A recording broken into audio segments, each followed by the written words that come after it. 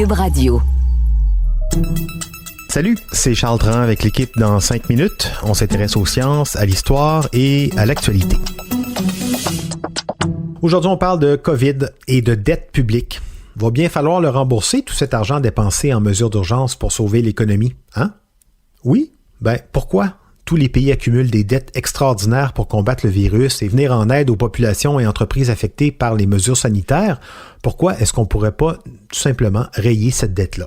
Au Canada, les mesures d'urgence vont faire gonfler la dette nationale à 1 378 milliards de dollars en 2025, selon le dernier énoncé budgétaire de novembre 2020. Ça semble hors de proportion. Si tous les pays du monde sont dans le même bateau, pourquoi tout simplement donc ne pas annuler les dettes publiques liées à la COVID? Véronique Morin s'est intéressée à cette question qui est de plus en plus posée. The Zambian government missed a $42.5 million sovereign bond payment on Friday. Novembre 2020, la Zambie déclare être à défaut de paiement de sa dette et devient ainsi le premier pays africain en défaut depuis le début de la pandémie. The pandemic dramatically accelerated Zambia's debt problems. Et lorsque nous serons passés à travers cette foutue pandémie mondiale, tous les pays du monde seront endettés plus que jamais. La dette du Canada représentera plus de la moitié de son produit intérieur brut, alors qu'il n'était que du tiers avant la crise sanitaire. Puisque tous les pays seront aux prises avec des dettes extraordinaires dues à la COVID-19, pourquoi ne pas annuler l'endettement lié aux mesures mises en place pour combattre le virus?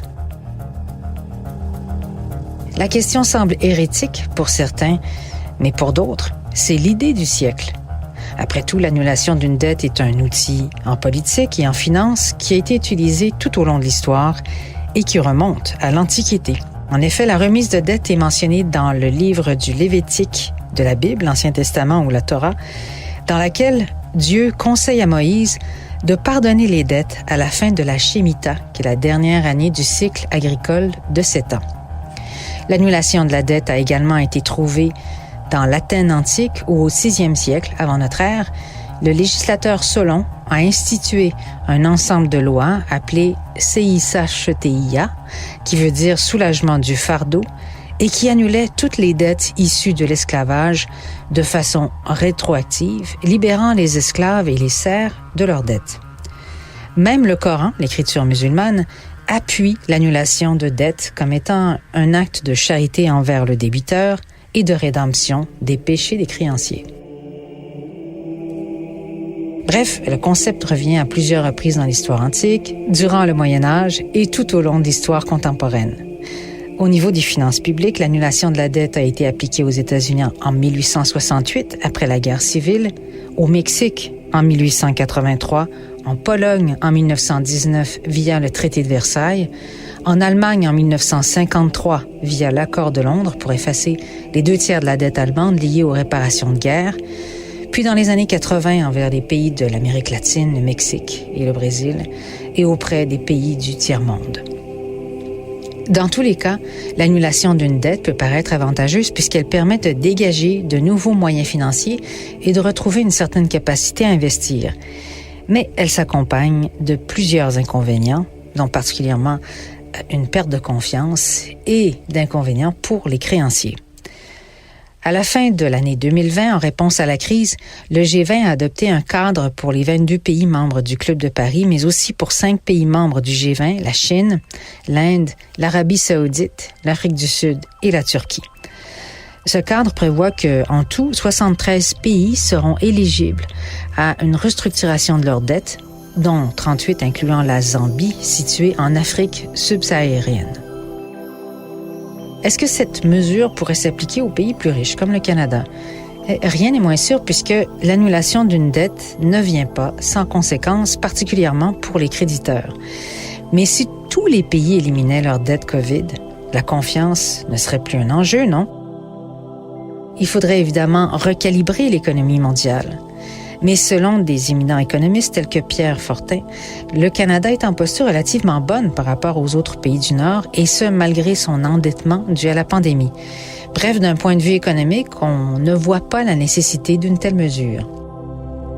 Néanmoins, certains groupes réclament qu'on s'y penche sérieusement, dont le Comité pour l'abolition des dettes illégitimes, CADTM, fondé à l'origine pour défendre les pays en développement qui croulent sous le poids de leurs dettes depuis des décennies, ce comité estime aujourd'hui que la dette publique causée par la pandémie est en quelque sorte illégitime et mérite une révision et un réalignement de l'économie mondiale puisqu'elle frappe les travailleurs, les étudiants, la société civile tout entière, et ce, même si l'on vit dans un pays riche, sans compter qu'elle deviendra un fardeau énorme pour les générations futures.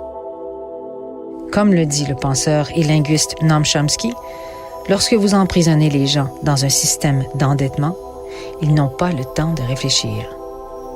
Mais l'idée de l'annulation de la dette COVID ne pourra se réaliser sans la collaboration de la Chine, l'un des plus grands créanciers de la planète.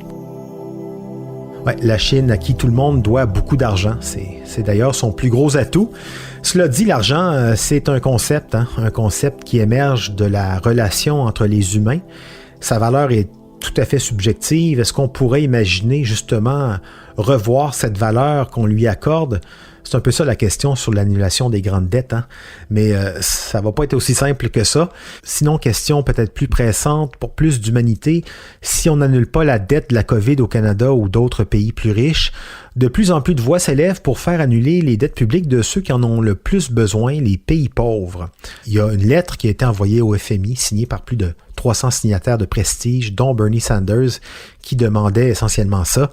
En annulant immédiatement le remboursement de leurs dettes publiques, ces pays économiseront des sommes importantes qui pourront être canalisées pour répondre directement aux besoins prioritaires en santé.